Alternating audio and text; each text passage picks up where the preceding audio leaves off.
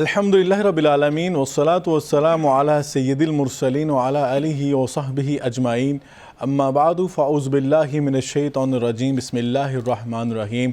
अस्सलाम वालेकुम व्यूअर्स, आप देख रहे हैं प्रोग्राम इस्लाम और ईमान और मैं हूं आपका होस्ट सैयद उसामा बुखारी। नाज़रीन किराम, यकीनन आपकी सुबह का आगाज़ हो चुका है और मेरी अल्लाह रब्बुल इज़्ज़त से दुआ है कि अल्लाह ताला आपके हर काम में आसानियाँ पैदा फरमाए और आपके हर कदम पर आपके लिए कामयाबियाँ अता फरमाए और आपको हर किस्म की परेशानियों आजमाइशों से महफूज फरमाए और यकीनन अल्लाह ताला की रहमतों का नज़ूल आप पर हो। और हमारी ये दुआ होती है कि अल्लाह ताला हमें ज़िंदगी के अंदर जो भी मामलात हों उनमें अपने रहमो करम से नवाजिए और जो हमारी परेशानियां हैं उन्हें अपनी रहमत के साथ दूर फरमा दीजिए। नाज़रीन किराम, यकीनन आप जानते हैं प्रोग्राम इस्लाम और ईमान में हम मुख्तलिफ़ अय्याम और मुख्तलिफ़ जो महीने हैं उनकी मुनासबत से भी कुछ प्रोग्राम्स करते हैं और कोशिश करते हैं कि उन अय्याम के अंदर जो फ़ज़ाइल बयान किए गए हैं, उनके जो ख़ास आमाल हैं, उनको कैसे किया जा सकता है और क्या हम सीख सकते हैं और कैसे अल्लाह और उसके रसूल की रज़ा के मुताबिक उन दिनों को गुजार कर हम यकीनन अपनी झोलियों को नेकियों से और अल्लाह की रहमतों और बरकतों से भर सकते हैं। यकीनन इसी तरह माह ज़ुल्हिज्जा बड़ी अहमियत का हामिल और बड़ा हुर्मत वाला, जो अल्लाह रब्बुल इज़्ज़त ने कुरान करीम में 4 हुर्मत वाले महीने बयान किए, इनमें माह ज़ुल्हिज्जा भी जो है ये हुर्मत वाला महीना करार दिया। और अल्लाह रब्बुल इज़्ज़त को जो पहले इसके 10 दिन हैं वो इतने महबूब हैं, इसमें जो अमल किया जाता है वो अल्लाह को बाकी तमाम जो दिन हैं उनसे ज़्यादा महबूब अमाल इस दिन के हैं। और इसी अशरा ज़ुल्हिज्जा के अंदर इस्लाम का अहम बुनियादी रुकन हज बैतुल्लाह भी होता है और यकीनन सुन्नत इब्राहीमी अलैहिस्सलाम जो है हम इसी अशरा ज़ुल्हिज्जा के अंदर ज़िंदा करते हैं। और यौम अरफ़ा का रोज़ा ऐसा रोज़ा है जो यकीनन इतनी फ़जीलत वाला रोज़ा है जो आपके पिछले साल के और आइंदा आने वाले सालों के गुनाहों को माफ़ फरमा देता है। और ये यकीनन बड़े खूबसूरत अय्याम है और अल्लाह रब्बुल इज़्ज़त ने कुरान करीम में कसम उठाई, वल फज्र वल लयालिन अश्रिन, इस फजर की कसम उठा के फरमाया इस 10 रातों की बड़ी फ़जीलत है और यकीनन हमें इन 10 रातों को 10 दिनों को कैसे गुजारना है इस हवाले से जानने की कोशिश करेंगे। और यकीनन ये बड़ा मौजू है और हमारे साथ जो आज यकीनन मेहमान शख्सियात मौजूद हैं वो किसी तारुफ़ के मोहताज नहीं, अपने इल्मी मुकाम व मर्तबा रखते हैं, फ़िक्री रहनुमाई करते हैं और यकीनन कुरान और सुन्नत के दलाइल की रोशनी में हमारे सीनों को मुनव्वर भी फरमाते हैं और इसके साथ साथ हमारी रहनुमाई फरमाते हैं कि किस तरह हमने अपनी ज़िंदगियों को अल्लाह के रसूल के सीरत के मुताबिक हमें गुजारने की, हमें किस तरह पैरामीटर्स के ऊपर चलना है, कैसे हम कोशिश कर सकते हैं। और अल्लाह से दुआ करनी चाहिए कि अल्लाह ताला जो भी हम आमाल करें खालिस आपकी रज़ा के लिए करें और आपकी तौफीक शामिल हाल हुई तो इंशाअल्लाह हम दीन के रास्ते पर चलने वाले बन सकते हैं। यकीनन जो हमारे साथ मेहमान शख्सियात मौजूद हैं, सबसे पहले जो मेहमान शख्सियत हमारे साथ मौजूद हैं उनका तारुफ़ करवाता जाऊँ। आप उस्ताजुल असातिज़ा हैं और यकीनन बहुत सारे लोग जो आपको इस टाइम यूनिवर्सिटीज़ में नज़र आएंगे आपके शागिर्द हैं। प्रोफेसर हाफिज़ ज़फ़रुल्लाह शफ़ीक साहब, आप सब आपका बहुत शुक्रिया, आपने अपने कीमती वक़्त में से हमें वक़्त अनायत फरमाया। और उनके साथ प्रोफेसर डॉक्टर अकील अहमद साहब, इस्लामिक स्कॉलर, और आप मुख्तलिफ़ चैनल्स के ऊपर उनकी ज़ियारत करते रहते हैं, उनसे सीखते रहते हैं और उनकी इल्मी फ़िक्री रहनुमाई से इस्तिफ़ादा करते रहते हैं। आज के प्रोग्राम में कोशिश करेंगे अपने मेहमानों से, उलमा इकराम से जाने माह ज़ुल्हिज्जा के हवाले से। आप सब ये फरमाइए कि माह ज़ुल्हिज्जा इसको अल्लाह ने हुर्मत वाला महीना करार दिया और यकीनन बड़ा फ़जीलत वाला महीना है, लेकिन मिन हैसुल कौम जिस तरह हमारी मुसलमानों की दीगर भी कमज़ोरियाँ होती हैं तो हम लाइफ रूटीन का एक हिस्सा बना लेते हैं। जैसे बाकी अय्याम गुज़रते हैं, हम ये अय्याम भी जो हैं भूले में और समझते हैं कमज़ोरी, सुस्ती, कहली में गुजार देते हैं, हालांकि इसकी बड़ी फ़जीलत है और नबी करीम सल्लल्लाहु अलैहि वसल्लम इन अय्याम का बड़ा अहतमाम फरमाया करते थे। ख़ास तौर पे मैं चाहता हूँ कि सबसे पहले आप माह ज़ुल्हिज्जा जो है उसकी फ़जीलत जो अल्लाह रब्बुल इज़्ज़त ने कुरान करीम में और आक़िल सल्लल्लाहु अलैहि वसल्लम ने अपने फ़रामीन मुबारक में बयान फरमाई है वो ज़रा एलेबोरेट करके बता दीजिए ताकि इसकी फ़जीलत का अंदाज़ा हो, फिर मज़ीद बातें इसके बाद हम करते हैं। शुक्रिया उसामा बुखारी साहब। देखिए, फ़जीलत का ताल्लुक़ अल्लाह के इंतखाब से हुआ करता है। सुभान अल्लाह। अल्लाह ताला ने कुछ दिनों को, कुछ जगहों को, कुछ शख्सियतों को अपनी बरकत पहुंचाने का ज़रिया बना लिया। वाह वाह वाह। अब सारी ज़मीन है लेकिन जो मक्का और मदीना तय्यबा को फ़जीलत हासिल है वो जहान में किसी को भी हासिल बिल्कुल नहीं है। बिल्कुल नहीं। और रब्बुका यख़्लुक़ु मा यशाउ व यख्तार, सुभान अल्लाह। अल्लाह जो चाहे पैदा करता है बेशक। और उनमें से जिस चीज़ को चाहे चुन लेता है। تو یہ چنی ہوئی جگہ ہیں. بالکل صحیح. انسان تو سبھی ہیں لیکن اللہ نے رسولوں کو اور رسولوں میں سے حضرت محمد صلی اللہ علیہ وآلہ وسلم کو چن لیا. مصطفیٰ کا استفا چنا ہوا. یقیناً. اسی طرح دن بہت سے ہیں لیکن پورے سال میں اللہ نے رمضان کو چن لیا, رمضان کے آخری عشرے کو چن لیا, اور پھر ماہ ذی الحج یعنی ذوالقعدہ, ذوالحجہ, محرم اور رجب ان کو حرمت عطا فرمائی کہ ان دنوں میں خاص طور پر تم نے گناہوں سے بچنا ہے, تب میں اپنی رحمتیں نازل فرماؤں گا. اور ذوالحجہ کے مہینے میں پہلے عشرے کو اللہ تعالیٰ نے چن لیا کہ میں اس میں جو برکتیں نازل فرماتا ہوں وہ باقی ایام میں نہیں. اصل میں اللہ تعالیٰ ہمیں بخشنا چاہتا ہے, اللہ تعالیٰ ہمیں نوازنا چاہتا ہے. ہم تو مائل بکرم ہیں, ہم تو مائل بکرم ہیں, کوئی سائل ہی نہیں. تو اللہ تعالیٰ یہ کچھ دنوں کو, کچھ جگہوں کو مخصوص فرماتا ہے کہ اگر تم بھولے ہوئے ہو, سوئے ہوئے ہو, آؤ یہ دن آ گئے, ذرا آنکھیں کھول لو, دیکھو میں تم پر اپنی رحمت کی برکھا برسانا چاہتا ہوں. تو خاص طور پر عشرہ ذی الحجہ یعنی حرمت کا سارا مہینہ ہے, اس میں پہلا عشرہ, سب سے پہلے تو ہم قرآن مجید کی بارگاہ میں حاضر ہوتے ہیں. اللہ جل شانہ نے قرآن پاک میں جس کی جو فضیلت بیان فرمائی وہ سب سے افضل ہوا کرتی ہے. بالکل.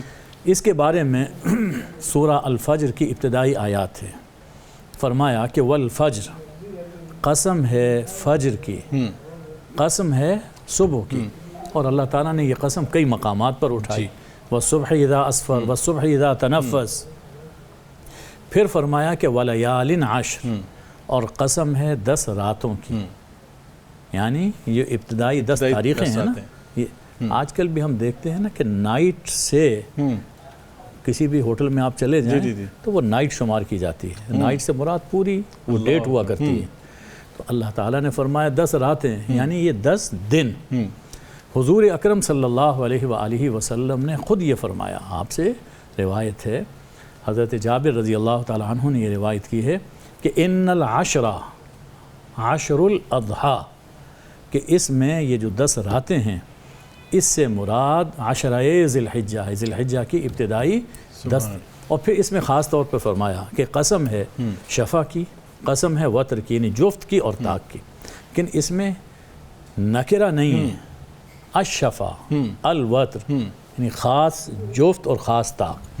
اور یہ بھی حدیث میں موجود ہے, ہی حضرت جابر رضی اللہ عنہ سے روایت ہے کہ الشفع جفت سے مراد ہے یوم نحر 10ویں تاریخ, اور الوتر سے مراد ہے 9ویں ذی الحجہ یوم عرفہ.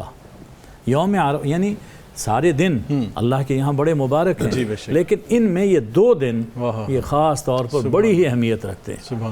یوم عرفہ کے بارے میں ابھی ذکر ہوا کہ حضور اکرم صلی اللہ علیہ وآلہ وسلم نے فرمایا کہ صیام یوم عرفہ احتسب علی اللہ ان یکفر السنۃ التی قبلہ والسنۃ التی بعدہ او کما قال, کہ یوم عرفہ کا روزہ مجھے اللہ سے امید ہے, میں اس ثواب کی امید رکھتا ہوں کہ اللہ اس کی برکت سے, یوم عرفہ کے روزے کی برکت سے گزشتہ 1 سال اور آئندہ 1 سال کے گناہ معاف کر دے گا. کتنا بڑا پیکیج ہے آپ صاحب, کتنا بڑا پیکیج ہے. اور میں سمجھتا ہوں کہ کتنے ہم اعمال کرتے ہیں, راتوں کی ریاضتیں ہیں, عبادتیں ہیں, قیام ہے, تلاوت ہے, اس کا مقصد کیا ہے کہ اللہ تعالیٰ ہم سے راضی ہو جائے, اللہ تعالیٰ معاف فرما دیں. اور کتنی فضیلت والا دن ہے کہ ایک روزہ رکھنا ہے آپ نے, اور ایک روزے کی برکت سے اللہ پچھلے اور اگلے گناہوں کو معاف فرما دے کہ پچھلے سال اگلے سال کے.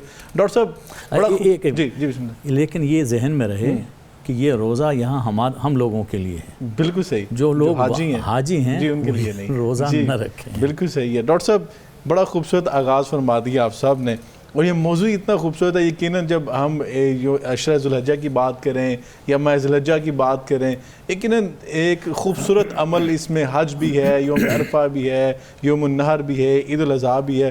کتنی نسبتیں ان 10 دنوں میں اکٹھی ہو گئیں. اور نبی پاک نے فرمایا کہ کوئی دن ایسا اللہ تعالیٰ کے ہاں اتنا محبوب نہیں ہے جتنے یہ 10 دن ہیں. ان میں 10 دنوں میں کوئی بھی عمل کر لیا جائے اللہ تعالیٰ کو اتنا زیادہ محبوب اور پسند ہوتا ہے. تو اس کی فضیلت ہمارے سامنے عیاں ہے. تو کیسے کون سے اعمال جو ہیں ہمیں خصوصاً ان 10 دنوں میں کرنے ہیں تاکہ اپنے رب کو منا لیں اپنی، کیونکہ ہم تو گناہ گار ہیں، سیاہ کار ہیں، تو ہمیں کون سی چیزیں جو ہیں اللہ تعالیٰ کو منانے کے لیے کرنی ہوں گی ان 10 دنوں میں یا پورے مہینے کے اندر؟ الحمدللہ رب العالمین والصلاة والسلام علی سید الانبیاء والمرسلین۔ بہت شکریہ بخاری صاحب۔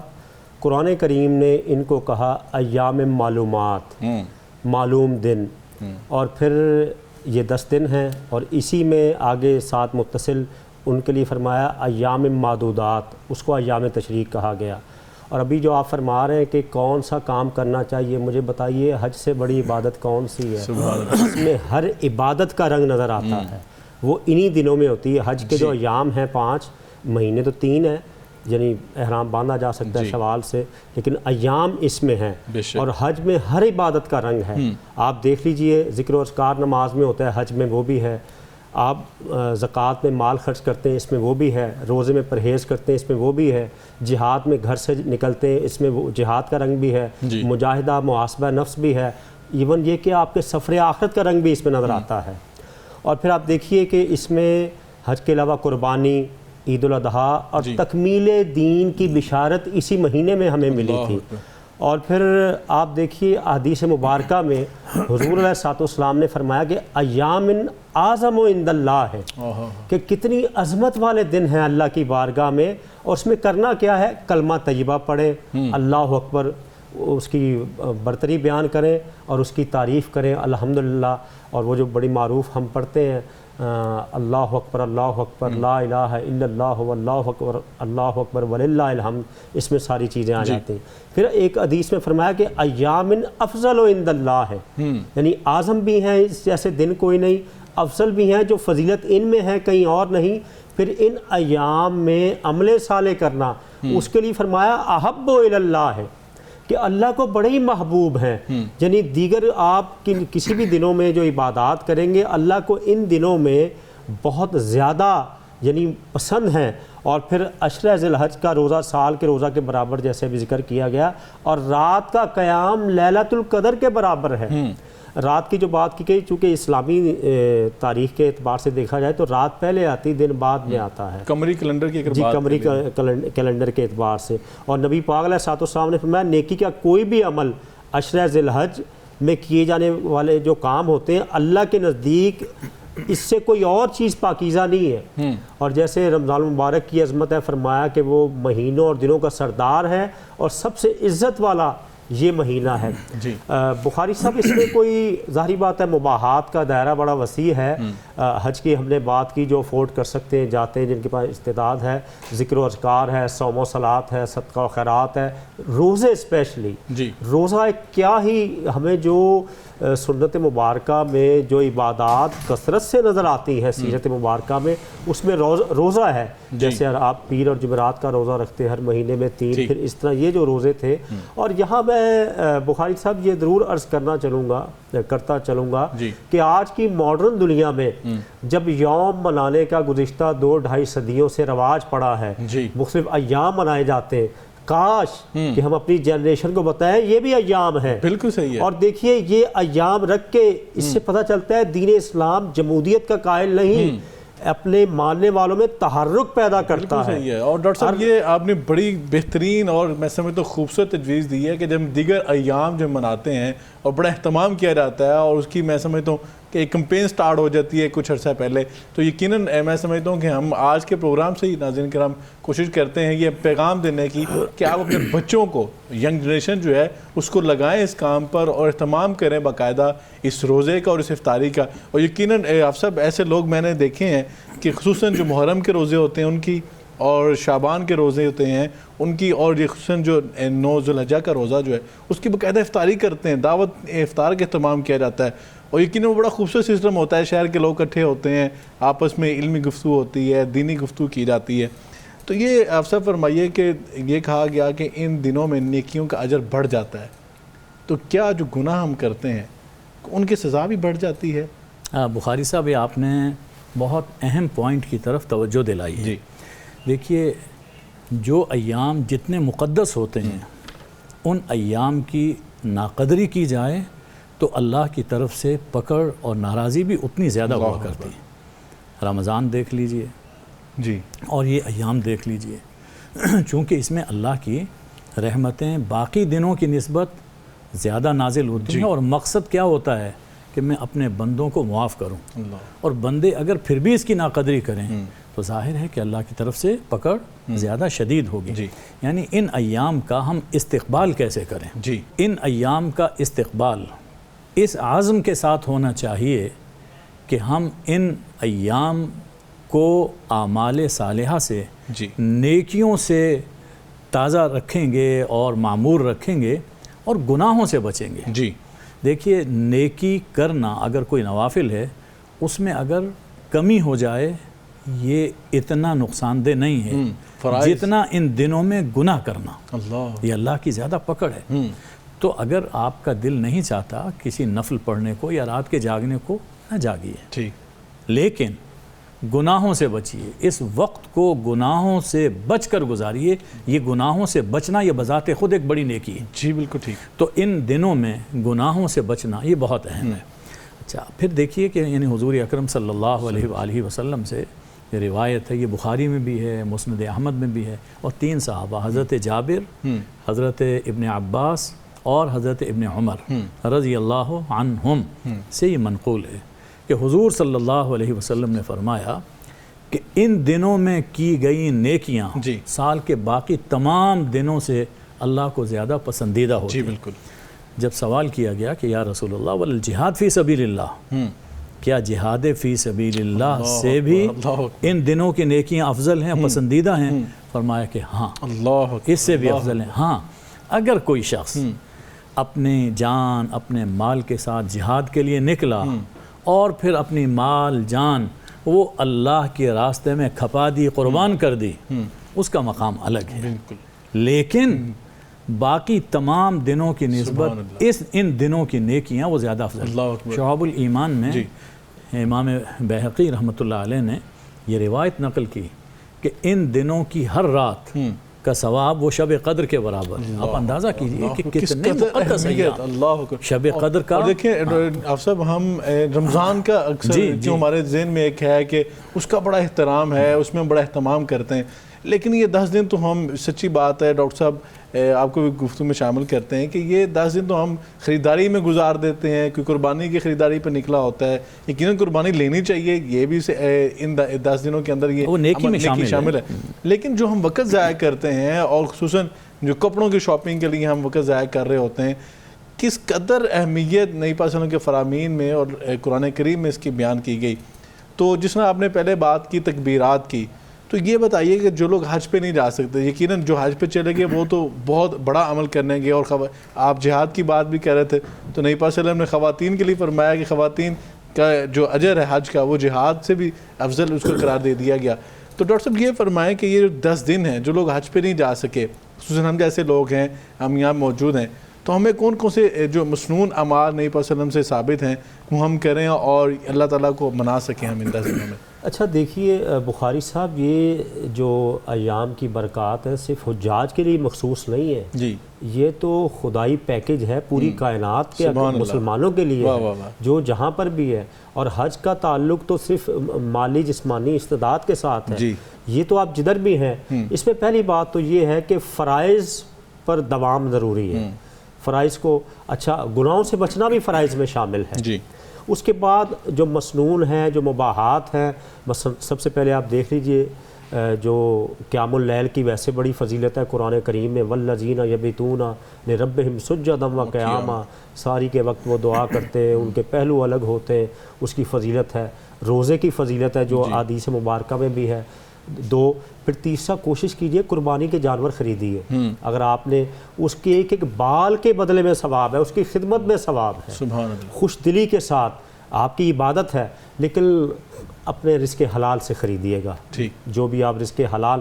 یہ بھی بخاری صاحب کہیں اللہ تعالیٰ کی کہہ لیجئے کہ انسان گرفت میں نہ آ جائے، ذخیرہ اندوزی کر کے حرام مال کما کے سود کا یا کرپشن کا پیسہ حج میں لگایا جا رہا ہے، اس سے جانور خریدا جا رہا ہے، تو اللہ کو یہ چیزیں پسند نہیں۔ اللہ پاک ہے اور پاک کو ہی پسند کرتا ہے۔ پھر اسی طرح جو خدمت خلق ہے اس کے کہہ لیجئے کہ اس کو وسعت دیجئے، اپنی فیملی پر خرچ کیجئے، اپنے پڑوسی، اپنے رشتہ دار، دوست احباب، کچھ وہ لوگ ہیں جو آپ سے طلب کرتے ہیں، ایسے بھی معاشرے میں سفید پوش لوگ ہیں جو واقعی ڈیزرونگ ہیں، نیڈی ہے، تو ہاں بالکل وہ مانگتے نہیں ہیں. اسپیشلی دیندار طبقے میں آپ دیکھیے یا اور بھی آپ معاشرے میں دیکھیے، ان کی مدد کر دیجئے، کیونکہ یہ برکت والے دن ہیں، اور اللہ نے آپ پر کتنا کرم فرمایا کہ برکت والے دنوں میں آپ کو نیک کام کی توفیق دے رہا ہے. سبحان اللہ. دوسروں سے رب کی رحمت ہے نا، رب کی رحمت ہے. دیکھیے ایک یہ ہے کہ ہم کسی کو دعا کے لیے کہتے ہیں، ایک یہ کہ ہم کام ایسا کریں بندہ خود دعا کر دے ہمارے لیے.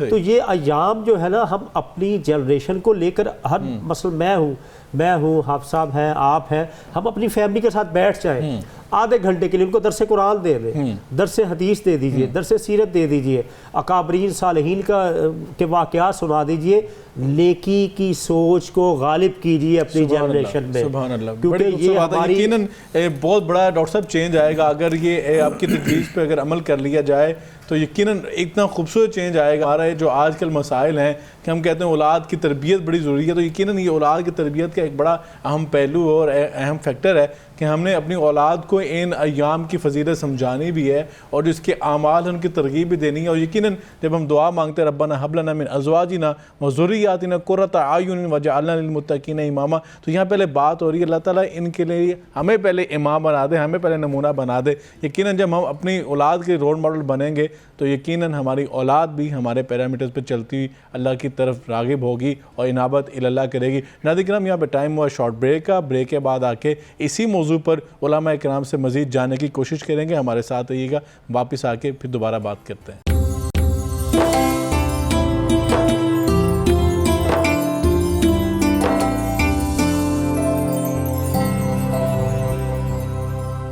ویلکم بیک ود پروگرام اسلام اور ایمان میں آپ کو ایک مرتبہ پھر خوش آمدید کہتے ہیں، خیر مقدم کرتے ہیں.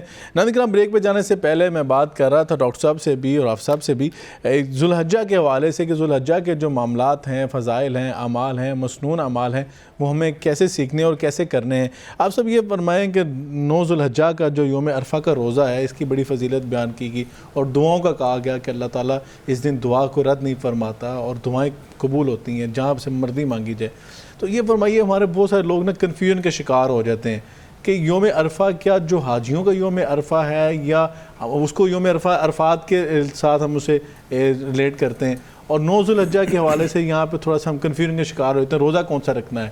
تو یہ فرمائیے گا کہ وہ کون سا دن ہے جو حج پہ نہیں جا سکے، جو دوسرے لوگ ہیں، وہ کس دن ہمارا 9 ذو الحجہ بنتا ہے اور کون سا یوم عرفہ ہمارے لیے؟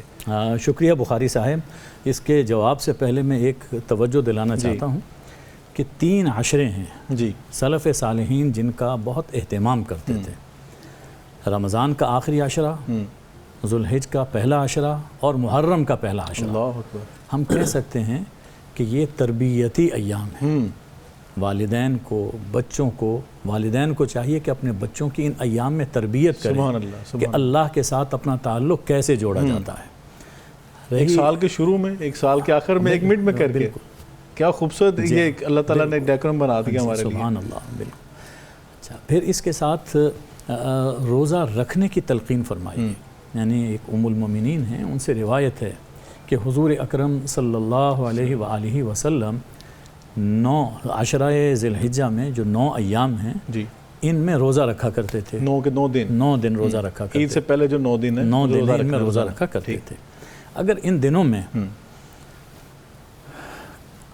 لیڈیز ہیں، جینٹس ہیں، ان کے کچھ روزے رہتے ہیں، فرض کیجئے کہ ان کے کچھ روزے رہتے ہیں جن کی قضا ان پہ واجب ہے، رمضان کے روزے جو رہتے ہیں، رمضان کے روزے رہتے ہیں، تو ان دنوں میں اگر وہ اپنے ان چھوٹے ہوئے روزوں کی قضا کر لیں اللہ اکبر تو قضا بھی ہو جائے گی، ان کی ذمہ داری بھی ادا ہو جائے گی اور ان ایام میں روزے رکھنے کا ثواب بھی حاصل ہو جائے گا. بہترین تجوید ہے یہ. اسی طرح نماز کا معاملہ ہے جی، نوافل پڑھنے، یعنی ان دنوں میں خاص طور پر فرض نماز باجماعت ادا کرنے کا اہتمام کرنا چاہیے. یعنی آپ دیکھیے کہ حضور اکرم صلی اللہ علیہ وسلم سے یہ مروی ہے کہ جس نے عشاء کی نماز جماعت سے ادا کی، فجر کی نماز جماعت سے ادا کی تو اس کی رات غفلت میں نہیں گزری. سبحان اللہ. تو اس رات کا اگر ہم ثواب حاصل کرنا چاہیں، کچھ زیادہ نہیں کر سکتے، کم از کم جماعت کا تو ہم اہتمام کر سکتے ہیں. نماز باجماعت پڑھ لیں، نماز باجماعت پڑھیں، اور نماز کے ساتھ نوافل اس کا اہتمام کریں. یہ جو جن کو کہ ہم سنت کہتے ہیں یہ در حقیقت نوافل ہیں، لیکن چونکہ حضور صلی اللہ علیہ وآلہ وسلم نے ان نوافل کا اہتمام فرمایا اس لیے ہمارے لیے وہ سنت قرار فرمائے. بے شک. اسی طرح آپ نماز کے ٹائم ٹیبل میں دیکھیں گے ہر نماز کے ساتھ 1 یا 2 نفل وہ بھی لکھے ہوتے ہیں. زیادہ نہ ہو تو کم از کم ان نوافل کا ہم اہتمام کر سکتے ہیں. اب رہا یوم عرفہ کا روزہ، اس کا ثواب تو پہلے عرض کیا جا چکا ہے، لیکن یہ روزہ کہاں کی تاریخ کے مطابق رکھا جائے گا؟ کنفیوژن ہوتی ہے لوگوں کو. وہاں یوم عرفہ بنے گا منگل کو اور بدھ کو وہاں پر عید ہے. ہمارے ہاں یوم عرفہ بنے گا بدھ کو اور جمعرات کو ہمارے ہاں عید ہوگی. اب کس تاریخ، وہاں کی تاریخ کے لحاظ سے رکھیں یا یہاں کی تاریخ کے لحاظ سے رکھیں؟ تو دیکھیے اللہ نے ہمیں جہاں پیدا کیا، جس ملک میں بسایا، وہاں جو تاریخ جب آتی ہے ہم اس کے پابند ہیں. بالکل ٹھیک، ہم اس کے پابند ہیں. صحیح. اب دیکھیے وہاں یوم عرفہ ہو رہا ہے نا، آج کل کچھ لوگوں کو یہ یعنی ایک الجھن ہو جاتی ہے کہ ہم دیکھ رہے ہیں وہاں لوگ عرفات میں بیٹھے ہیں، دعائیں مانگ رہے ہیں، ہم اس دن یہاں پہ روزہ کیوں نہ رکھیں؟ بھائی اس میں اجتہاد نہیں چلتا. حضور صلی اللہ علیہ وسلم نے فرمایا کہ 9ویں تاریخ کا روزہ، وہ تاریخ وہاں ہے یہاں نہیں ہے. جیسے یہ بادل ہوتا ہے نا، آج راولپنڈی میں برس رہا ہے اور کل لاہور میں برسے گا، یہ بھی اللہ کی رحمت ہے. یہ اللہ کی رحمت آج وہاں پہ برس رہی ہے، کل جب 9ویں تاریخ آئے گی تو 9ویں تاریخ کی رحمتوں کی بارش وہ یہاں پر اس دن ہوا ہوگی. تو اس لیے اپنی تاریخ کا اعتبار کیا جائے. اگر اس کو دیکھ لیا جائے کہ جی یوم عرفہ وہاں کے مطابق ہے تو بھائیو پھر عید کی نماز بھی تو اگلے دن پڑھ لو. بالکل صحیح. وہ تو نہیں ہے. تو ہمیں اپنی تاریخ اور اپنے وقت کا لحاظ رکھنا. بہترین وضاحت آپ صاحب آپ نے کر دی، بہت شکریہ آپ کا. ڈاکٹر صاحب یہ فرمائیے کہ ہم جب یہ سارے اعمال کر رہے ہوتے ہیں تو یہ ہم نے قربانی جو سنت ابراہیمی جو ہے اس کو بھی زندہ کرنا ہے، اور یوم النحر جو ہے یہ اللہ کو بڑا محبوب دن ہے، نبی پاک صلی اللہ علیہ وسلم نے اس کی بڑی فضیلت بیان کی ہے. لیکن یوم النحر پہ ہم دیکھتے ہیں کہ بہت سارے امور ایسے ہیں جنہیں ہم دکھلاوا، ریاکاری کے اندر ہم ان اعمال کو ضائع کرنے کی کوشش کرتے ہیں. جب قرآن پاک نے فرما دی وما امروا الا لیعبدوا اللہ مخلصین لہ الدین قل ان صلاتی ونسکی ومحیای ومماتی للہ رب العالمین. یہ قربانی ہم لینے جاتے ہیں، ہمارے ہاں ایک عجیب سا کلچر جو ہے وہ پیدا ہو چکا ہے. ہم دیکھتے ہیں کہ یہاں پہ پوری کیٹل واک ہوتی ہے، ماڈلز کو ساتھ کھڑا کیا جاتا ہے اور سیلفیز لگائی جاتی ہیں سوشل میڈیا کے اوپر. ہم نے یہ قربانی لی، بڑی مہنگی قربانی ہم نے لی اور چرچا اس کا کیا جاتا ہے.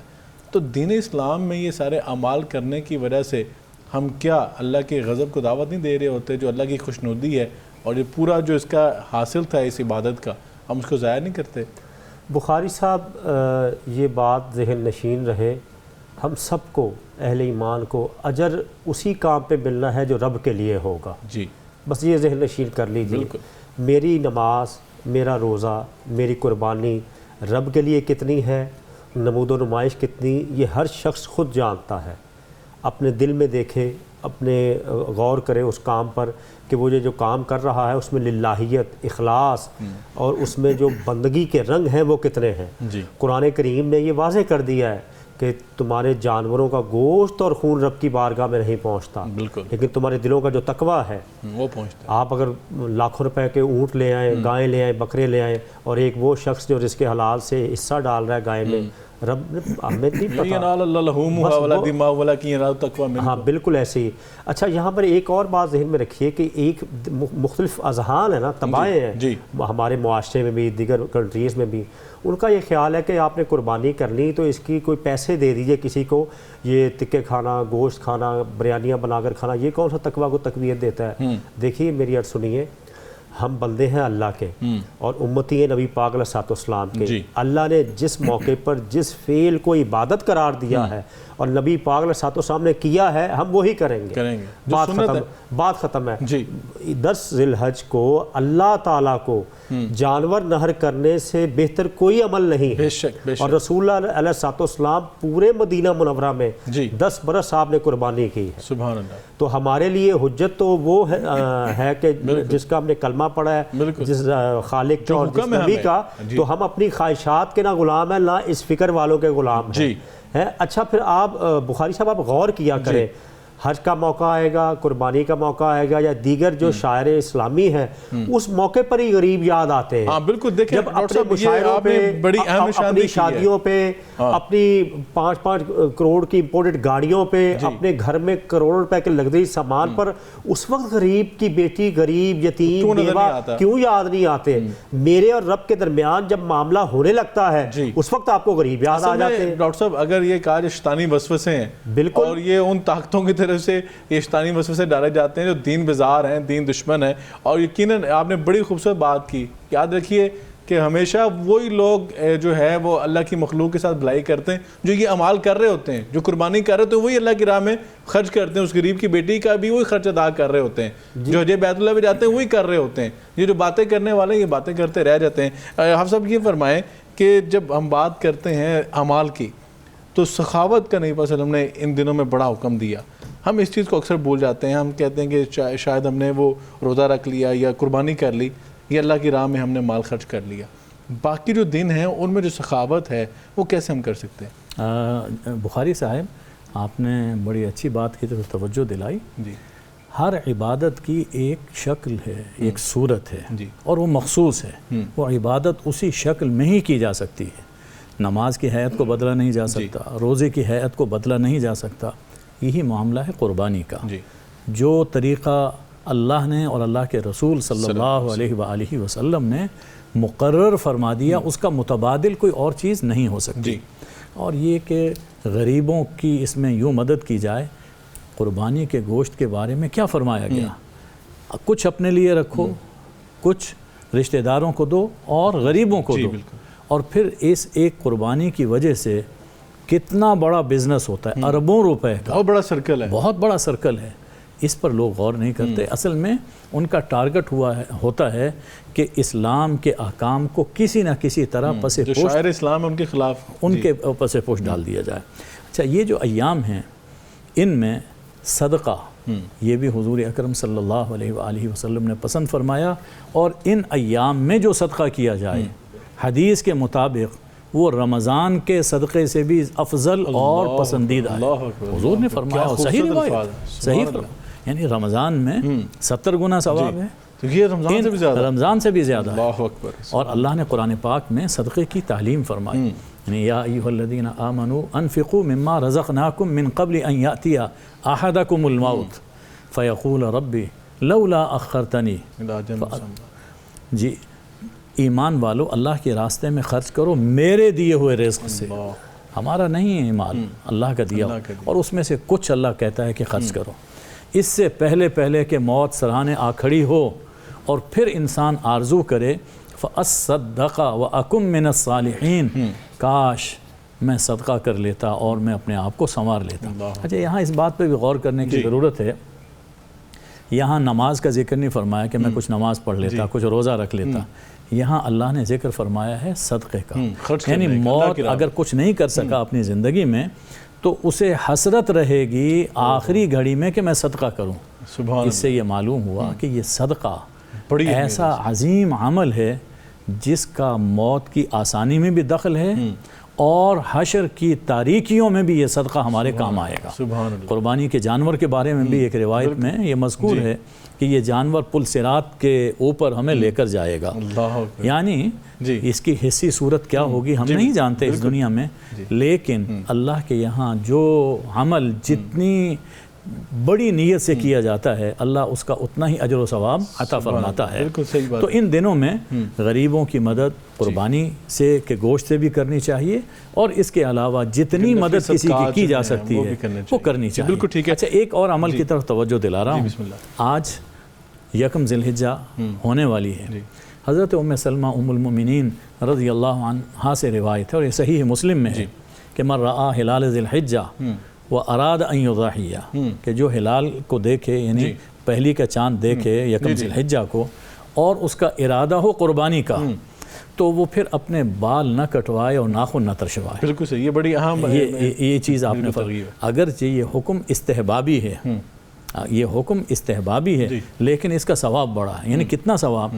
ایک صاحب حضور صلی اللہ علیہ وسلم کی خدمت میں آئے اور بتایا کہ میری یہ صورتحال ہے، تو کیا میں اسے بھی ذبح کر دوں؟ فرمایا کہ نہیں، آپ ان دنوں میں نہ بال کٹواؤ نہ ناخن کترواؤ، جی، اور جب 10ویں ذی الحجہ ہو تو اس میں بال اور ناخن یہ کٹوا لینا، جی، اس عمل کی برکت سے اللہ تمہیں قربانی کا ثواب عطا فرما دے سبحان گا۔ اللہ، کیا یعنی مشابہت پیدا کر لی ان لوگوں کے ساتھ کہ جو حج کے لیے وہاں پر ہیں، عشاق بیت اللہ ہیں، زائرین بیت اللہ، ان کے ساتھ مشابہت پیدا کرنے کی وجہ سے اللہ تعالیٰ وہ ثواب یہاں عطا فرماتا ہے۔ کیا خوبصورت، میں سمجھتا ہوں کہ اللہ تعالیٰ نے کسی کو محروم چھوڑا ہی نہیں ہے، سبحان کہ جو حج پہ چلا گیا اس کو بھی برکات سے نوازا جا رہا، جو نہیں جا سکا اپنی مالی استطاعت نہ ہونے کی وجہ سے، وہاں بھی اس کو بھی اللہ تعالیٰ نواز رہے ہیں۔ ڈاکٹر صاحب یہ بڑے خوبصورت دن ہے، سخاوت کی بات بھی ہم نے کی، ریاکاری کی بات بھی کی۔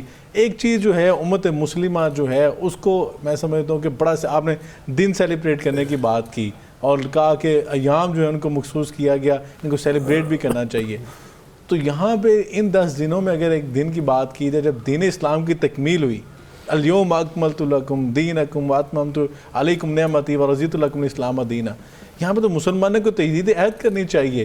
اس دن کو تو مسلمانوں کو سیلیبریٹ کرنا ہوگا اور خدا کا شکر ادا کرنا ہوگا، ہم اس سبق کو کیوں بھول جاتے ہیں؟ بخاری صاحب زندگی میں جو لمحے جیسے یہ مسنون ہے خیر کے حوالے سے، وہ اگر دوبارہ ملتے تو اس پر بھی شکر کرنا چاہیے کہ اللہ نے ایک بار پھر موقع دے دیا خیر کا۔ یہاں ہم ذکر کر رہے ہیں ان ایام کے، اس مہینے کے مختلف پہلوؤں پر، ایک اور خاص پہلو کی طرف میں اشارہ کرنا چاہوں گا کہ تاریخ انسانیت کا سب سے عظیم خطبہ جو آپ علیہ السلام نے دیا وہ اسی مہینے میں دیا۔ بالکل، خطبہ حجۃ الوداع کے موقع پر فرمایا تمام دنوں میں سب سے حرمت والا یہ دن ہے، سب سے زیادہ حرمت والا یہ مہینہ ہے، اور تمام شہروں میں یہ شہر افضل ہے، اور فرمایا خبردار تمہارے جان اور مال ایک دوسرے کے لیے اسی طرح حرمت والے ہیں جیسا کہ یہ شہر، یہ مہینہ اور یہ دن حرمت والا ہے۔ بخاری صاحب جہاں ہم ابھی تربیت کی بات کر رہے ہیں، اپنے بچوں کو اس خطبے کو پڑھائیے۔ UNO ابھی کل کی بات ہے، ہیومن رائٹس کی باتیں ابھی کل کی بات ہے۔ 14 صدیاں قبل انسانیت کے عظیم نجات دہندہ نے جو کہہ لیجئے کہ ایک معاشرے کی بنا ڈالی ہے، اسلامی معاشرے کی، اسلامی تہذیب کی، اس کے تمام بنیادی ایلیمنٹس اس خطبہ میں نظر آتے ہیں، کیا اخلاقی ہیں، کیا سماجی ہیں، کیا آئینی ہیں، کیا معاشی ہیں۔ انسانی حقوق کا چارٹر ہے، عظیم چارٹر ہے، اور اس کو کئی لوگوں نے تو ظاہر کیا ہے اس کو فالو کر کے کہ ہم اس میں سے لے رہے ہیں، کچھ نے ظاہر بھی نہیں کیا، لیکن الحمدللہ مطالعہ کرنے والے جان جاتے ہیں کہ یہ کہاں سے چیز لی گئی ہے۔ تو اللہ کے فضل سے یہ ہمارے پاس موجود ہے۔ جہاں حج کو ہم حج کی فلسفی پڑھیں، حج کے روحانی اثرات، معاشی اثرات، سیاسی اثرات، قربانی کے جو امپیکٹ ہیں انسان کی حیات میں، ایثار کا جذبہ پیدا ہوتا ہے، پھر عبادات جو اس کی زندگی میں تبدیلیاں لاتی، وہاں علمی فکری حوالے سے اس خطبہ کو بھی پڑھیے، اور یہ ساری چیزیں آپ ہم نے جو ذکر کی ہوں گی، اگر 10 کے قریب چیزیں تو ڈیلی آج سے شروع ہو جائیں، شام کے بعد اپنی فیملی کو دیکھیے۔ ہم لوگ منابر پر، ممبروں پر بھی بیٹھتے ہیں، ٹی وی پر بھی بیٹھ کے گفتگو کر رہے ہیں، اور بھی پروگرام میں جاتے ہیں، تو اپنی فیملی کے ساتھ کب بیٹھیں گے، ان کو یہ لیسن کب دینا ہے، کس سے کیوں ہم انتظار میں کوئی ہمیں آ کر بتائے۔ تو خیر کا کوئی چراغ نیکیوں کے اس موسم بہار میں، دیکھیے موسم بہار آتا ہے ہم درخت لگاتے ہیں کہ چلو میں اگر اپنی زندگی میں اس سے پھل نہ لے سکا، سایہ نہ لے سکا، کوئی اور لے لیں گے، تو یہ نیکیوں کا موسم بہار ہے، یہ تو اپرووڈ ہے، سائنڈ ہے نیکیوں کا موسم بہار۔ تو جیسے اس کو منانا ہے، جیسے خیر کا چراغ روشن کرنا ہے، اس کو روشن کیجئے تاکہ اس کی تمازت، اس کے فوائد ہمیں دنیا میں بھی ملیں، قبر میں بھی ملیں اور حشر میں بھی ملیں۔ بالکل ٹھیک ہے، بہت شکریہ۔ آپ صاحب یہ بتائیے گا کہ تکبیرات کی ہم نے بات کی کہ تکبیرات پڑھنی چاہیے، تو تکبیرات کے لیے کوئی مخصوص ٹائم ہے جو ہم نے پڑھنا ہے، اور کون سے جو مسنون الفاظ نبی صلی اللہ علیہ وسلم پڑھا کرتے ہیں تکبیرات کے، میں چاہتا ہوں وہ آپ ناظرین تک ضرور پہنچا دیجیے۔ دیکھیے ایک تو ہے عشرہ ذی الحجہ، یعنی 9 دن جو پہلے ہیں، ان کے اندر تو حضرت ابن عمر رضی اللہ عنہما سے روایت ہے فَأَكْثِرُوا فِيهِنَّ التکبیر والتحلیل والتحمید، کہ ان دنوں میں کثرت سے الحمدللہ، اللہ اکبر، لا الہ الا اللہ کہا کرو۔ یعنی ہم اگر اس کا حاصل اور عمل کا عملی طریقہ دیکھنا چاہتے ہیں تو جسے ہمارے یہاں تیسرا کلمہ کہا جاتا ہے، کلمہ تمجید، سبحان اللہ والحمد للہ ولا الہ الا اللہ واللہ اکبر ولا حول ولا قوت الا باللہ، اس میں سارے اذکار جمع ہو جاتے ہیں۔ تو ان دنوں میں کثرت سے یہ تیسرا کلمہ پڑھتے رہیں، ٹھیک، حضور صلی اللہ علیہ وآلہ وسلم پر صلاۃ و سلام پڑھتے رہیں، ٹھیک، نے کبھی یہ پڑھ لیا کبھی یہ پڑھ لیا، یہ 9 دن تو یوں گزریں گے۔ ٹھیک، البتہ یعنی جب نویں تاریخ آئے گی جی، تو اس میں ہر فجر کی نماز سے تکبیرات تشریق شروع ہو جائیں گے، ٹھیک، ہر نماز کے بعد اللہ اکبر لا الہ الا اللہ واللہ اکبر اللہ اکبر، تو یہ تکبیرات مسلسل چلتی رہیں گی اور یہ 13 کی تاریخ عصر تک یہ چلیں گے۔ صحیح، صحابہ سے مروی حضرت ابن عمر ہیں، حضرت ابو ہریرہ رضی اللہ عنہما، کہ ان دنوں میں وہ بلند آواز سے تکبیر کہتے تھے، اچھا، ان کی تکبیر کو سن کر ساتھ والے، پھر دائیں والے، بائیں والے، یہاں تک کہ پورا منا اللہ اکبر سے گونج اٹھتا تھا۔ سبحان اللہ، تو کاش کہ یہ منظر ہمیں یہاں ہمارے معاشرے میں بھی بھی ہو کبھی دکھائی دے، ہم اپنے آفس میں یعنی اس طرح مل کر کبھی اللہ کی جی، کبریائی اللہ، وہ کیا بلند منظر کریں، ہوگا آپ سب اللہ کو اکبر ایک اللہ منظر ہی ہو اکبر، جائے۔ یعنی یہ دن وہ ہیں کہ جس میں اللہ کی کبریائی اپنے اندر بٹھانے کے ایام بالکل صحیح ہے، وَلَهُ الْكِبْرِيَاءُ فِي السَّمَاوَاتِ وَالْأَرْضِ، سبحان اللہ، کہ بڑا صرف اللہ ہے۔ بے شک، بے شک، یہ حقیقت اگر ہمارے ذہن، یعنی ہر نماز میں ہمیں جی، یہی سکھایا جی، جاتا ہے، بالکل، اللہ اکبر اذان میں، اللہ، اذان میں یہی بات سکھائی جاتی، اگر یہ چیز ہمارے چھوٹوں اور بڑوں کے ذہن میں آ جائے کہ بڑا صرف اللہ ہے، میں بڑا نہیں ہوں، جی، تو کتنے دلدر ہیں ہمارے خود بخود ختم ہوتے بالکل صحیح ہے۔ بہت شکریہ آپ صاحب آپ کا، ڈاکٹر صاحب آپ کا، اور یقیناً میں سمجھتا ہوں کہ آپ نے انتہائی خوبصورتی کے ساتھ مختصر وقت میں جامع انداز میں جس نے اس موضوع کو ایلیبریٹ کیا، وضاحت کی اور ہماری رہنمائی اللہ تعالیٰ کی ذات ہی آپ کو رضا خیر عطا فرمائے گی۔ ناظرین کرام، یقیناً ہمیں تکبیرات کا بھی اہتمام کرنا ہے۔ صحابہ کرام بازاروں میں جب نکلتے تو بلند آواز میں تکبیرات کا اہتمام کیا کرتے تھے۔ تکبیرات کا اہتمام کریں، سخاوت کریں، روزہ رکھیں، اور ان ایام میں جس طرح آپ صاحب نے، ڈاکٹر صاحب نے فرمایا، باجماعت نماز پڑھنے کی آپ عادت بنائیں اور اپنی زبانوں کو اللہ کے ذکر سے، نبی کریم علیہ السلام پر درود شریف سے تر کیجئے، اور 9 ذوالحجہ جو ہے اس کا روزہ رکھیے اور قربانی کیجئے، اور دعا کریں کہ اللہ تعالیٰ اگلے سال ہمیں بھی حج بیت اللہ کی سعادت نصیب فرمانا، اور جو حج بیت اللہ پہ جا چکے ہیں اللہ تعالیٰ ان کا حج مبرور بنانا، ان کو اپنی بارگاہ میں قبول فرمانا، اور ان 10 دنوں میں اللہ تعالیٰ ہمیں اپنی رحمتوں کے سائے میں جگہ عطا فرمانا، اپنے رحم و کرم کا سایہ ہم پر نازل فرمانا، ہمارے ملک عزیز پاکستان کے حال پر اللہ تعالیٰ رحم فرمائے، ہماری ہر قسم کی پریشانیاں مشکلات کو دور فرمائے، اور امت مسلمہ کے حال پر اللہ تعالیٰ اپنا خاص فضل و کرم نازل فرمائے، پوری انسانیت کو اپنی رحمت کی لپیٹ میں اللہ تعالیٰ لے لیں، اور ہم سب کی جو چھوٹی چھوٹی یہ نیکیاں ہیں اللہ ان کو کئی گنا اپنی بارگاہ میں بنا کر قبول فرمائے، اور ہماری غلطیوں کو تائیوں کو معاف فرما دیں۔ ناظرین کرام، اللہ سے دعا ہے کہ ہم نے جو کچھ سنا ہے اللہ ہمیں ان ساری چیزوں پر عمل کی توفیق عطا فرما دے۔ ناظرین کرام، کل انشاءاللہ ملاقات ہوگی، تب تک کے لیے اپنے میزبان اسامہ بخاری کو اجازت دیجیے، تب تک کے لیے اللہ حافظ۔